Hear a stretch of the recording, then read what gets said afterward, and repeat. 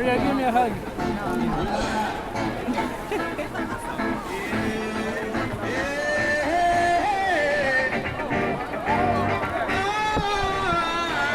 Last Tuesday, I attended a protest outside the Supreme Court, which is in the midst of hearing arguments on whether the Trump administration can suspend the Obama-era Deferred Action for Childhood Arrivals, or DACA program.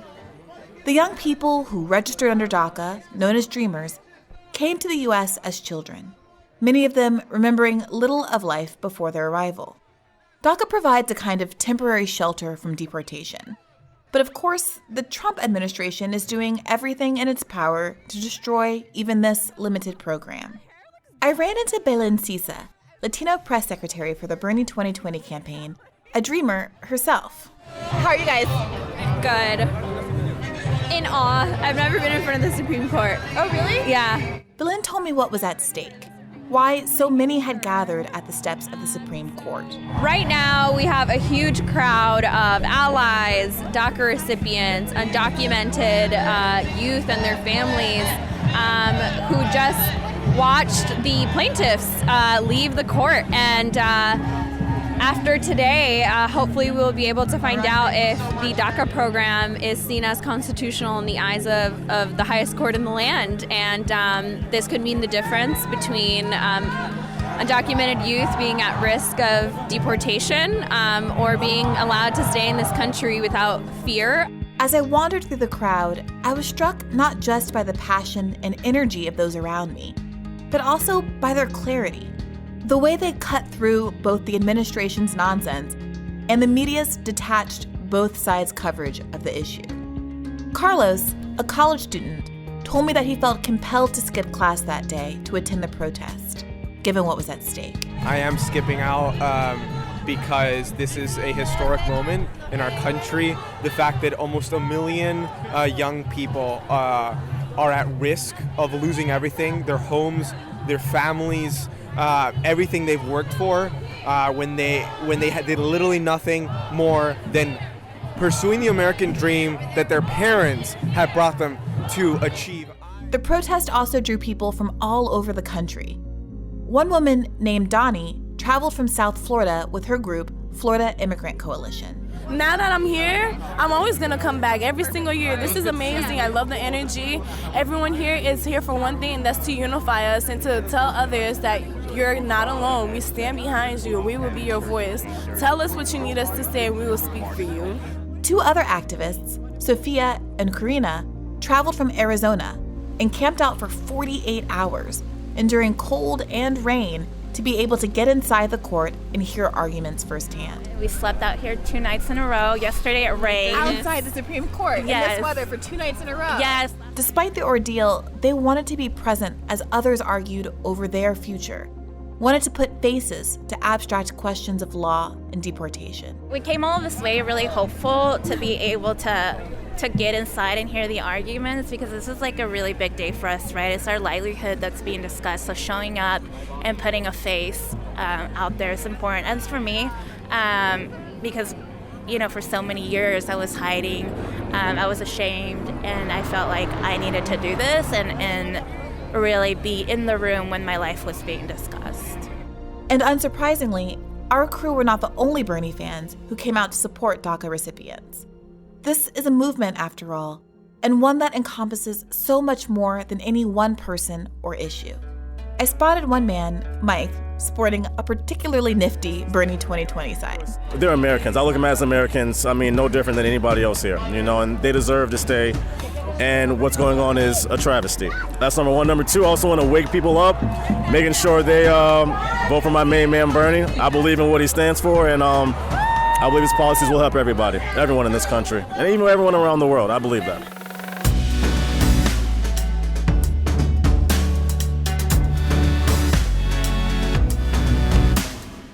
This is Hear the Bern, a podcast about the people, ideas, and politics that are driving the Bernie Sanders 2020 campaign and the movement to secure a dignified life for everyone living in this country. My name is Briahna Joy Gray, and I'm coming to you from campaign headquarters in Washington, D.C. DACA was only ever a partial solution.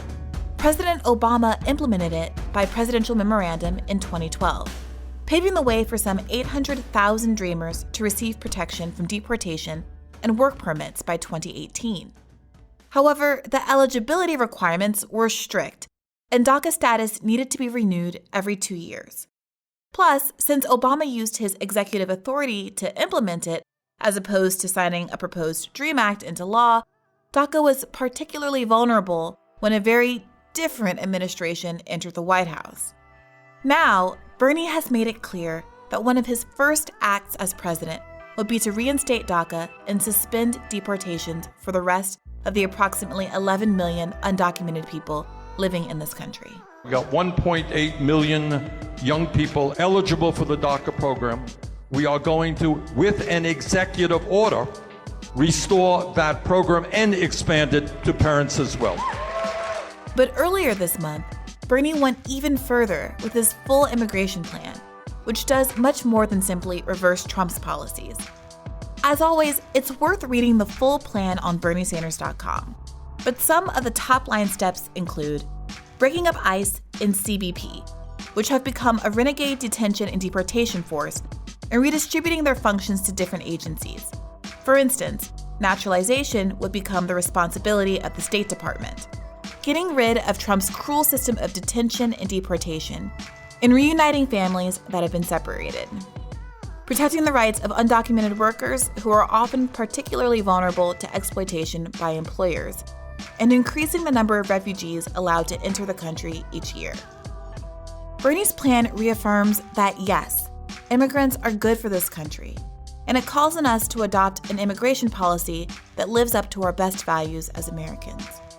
It's not enough to go back to the status quo before Trump. We need to create an immigration system grounded in civil and human rights.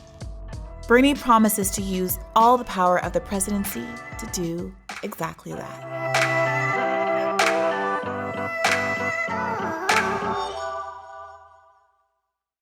Bernie has been hitting the campaign trail relentlessly in recent weeks, including a tour of Iowa with AOC that emphasized the critical importance of a Green New Deal.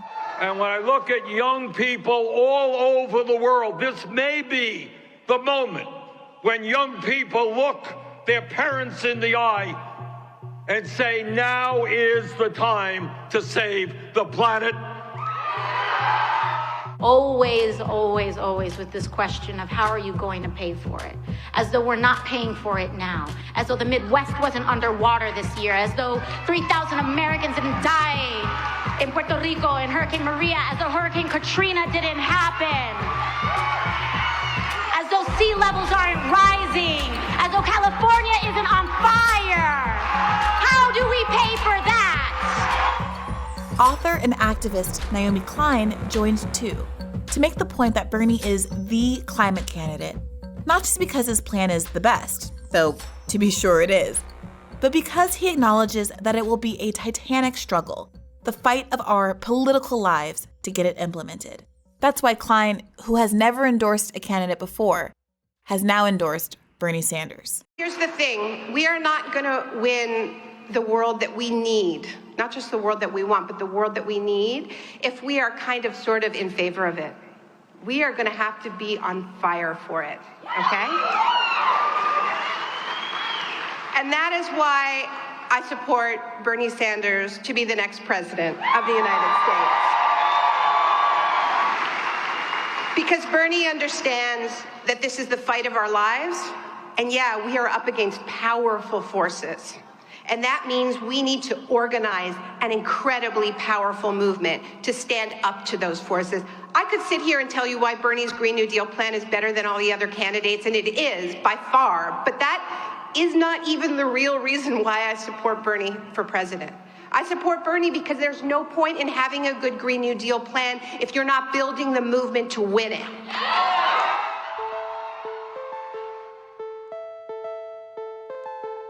Both Bernie and AOC emphasized that this movement is about putting power back in the hands of everyday people so that we can advance our own interests, not electing a team of policy wonks who will fix things on our behalf. What the system does, essentially, to all of you, to me, It says, you are powerless people. Doesn't matter what you think, what you want, what you believe to be true. It doesn't matter. You have no power at all. The real power rests with very, very wealthy people who control the economy and the political life of our country. Why do you want to vote? Why are you here? You're powerless. It doesn't matter. What this campaign is about is turning that equation on its head. And it ain't easy. I'm not here to tell you it is easy. What the system tells you is that the only change that we can have in America is tiny incremental change. Big change can't happen. And what this campaign is about is saying that if we stand together and we do not allow Trump and his friends to divide us up based on the color of our skin or where we were born or our sexual orientation or our religion, if we stand together and have the courage to have a new vision for America, we can succeed. Big money is very lonely because we've got people on our side.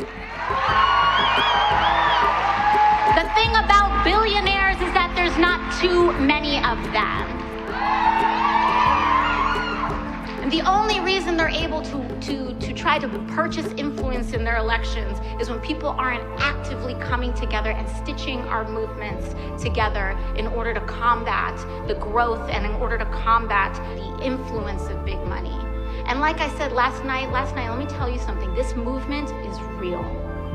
This movement is growing.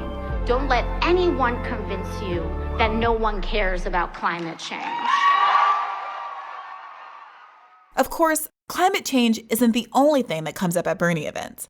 In what is rapidly becoming a tradition of public catharsis, people continue sharing extraordinarily painful stories about their struggles with immigration authorities, with landlords, with bosses, or with our broken healthcare system. Your husband is now dealing with Alzheimer's. Yeah? Yes. Talk a little bit about the process of finding him a place where you thought he would be comfortable. It was very hard. The way we found out was he had been tested. I received the doctor's report in the mail at home. It said Alzheimer's, early onset Alzheimer's. Gee, what's that?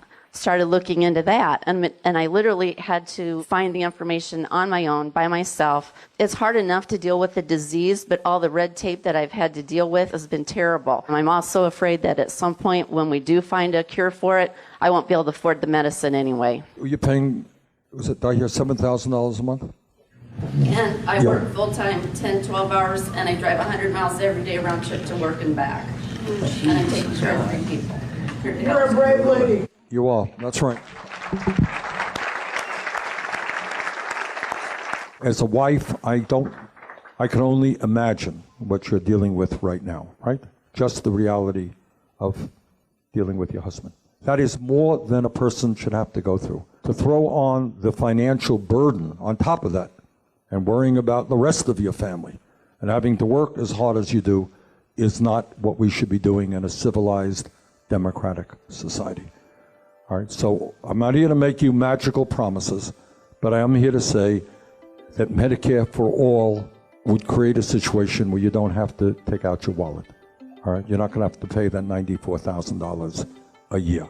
And obviously, we will start investing in those areas, whether it's mental health, whether it is nursing home, whether it's home health care, where we're now not paying the attention that we deserve. I'm sure it is not going to transform the world tomorrow, but it will go a long, long way to make your life and your husband's life a lot easier. That's what we have to do as a nation.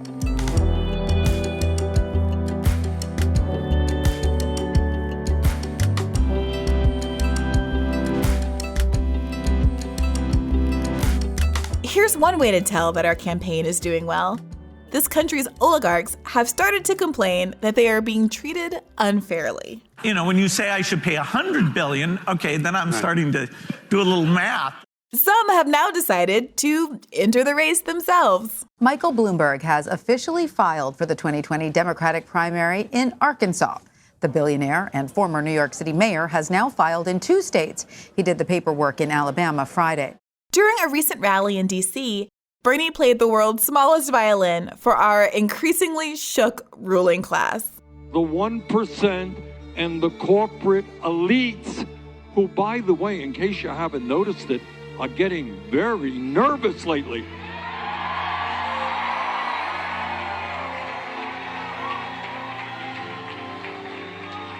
The billionaires are actually getting very emotional. They're breaking down. They want to take our money. Oh, my God. How terrible can these people be? We only have $150 billion. They want us to pay taxes. What is this country coming to?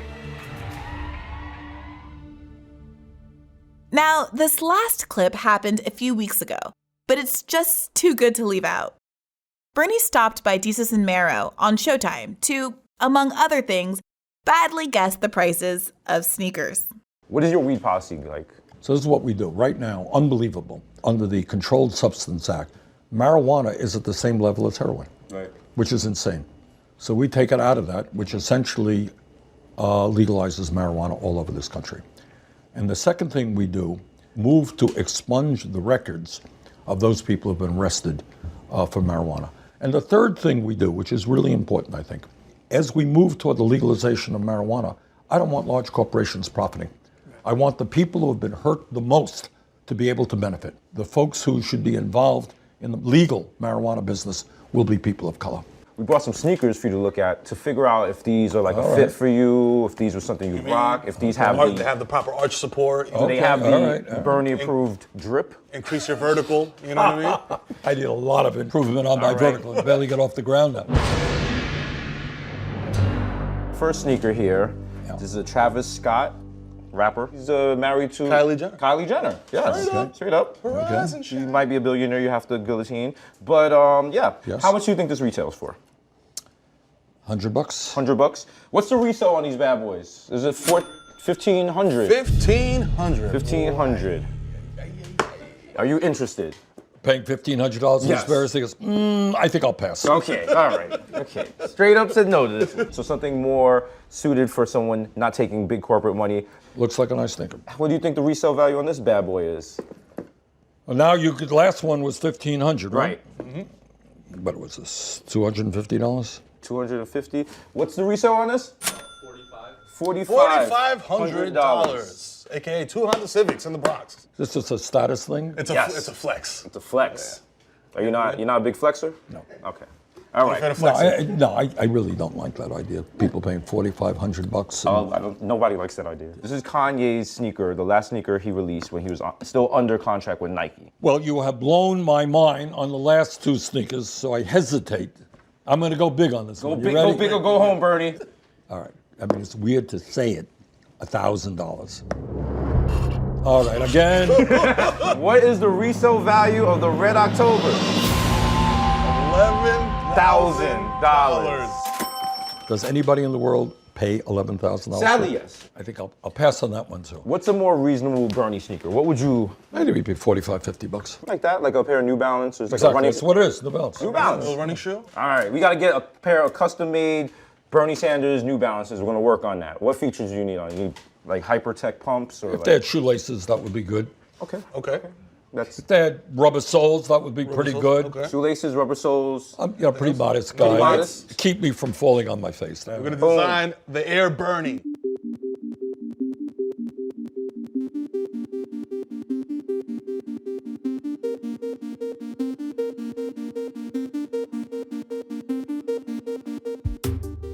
Before we go, I want to read part of a recent email we received from a listener named Nathan. Nathan wrote, "I've been a fan of Bernie since I learned about him in the early 2000s. He was one of, if not the only senator, who was willing to take a stand against the Iraq War. I've always been passionate about the right of all people to health care, and that passion eventually led me to become a primary care nurse practitioner. I currently work in a community clinic in the Bay Area. Our patient population is made up in large part of immigrants, people of color, and people on Medi-Cal, California's Medicaid program. I've only been at this work a few months, and already I've had several patients who tell me that they ration their medication because it's too expensive. I've also spent a lot of time on the phone with pharmacists, trying to find medications that are covered by my patients' insurance plans, time that could otherwise be spent with patients. I support Bernie Sanders for president because I see every day how our current system keeps the most vulnerable people in our country from getting the care that they need to be healthy. Thanks for listening, Nathan. But most of all, thank you for the work you do on behalf of others as a nurse practitioner. I'm glad we're in this fight together.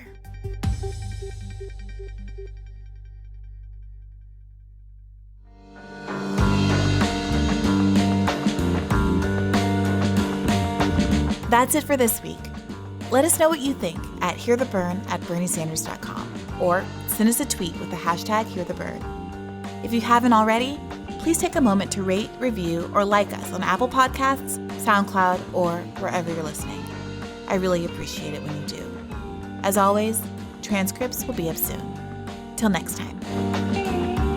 Morales did a very good job in alleviating poverty, in giving the indigenous people of Bolivia a voice that they never had before.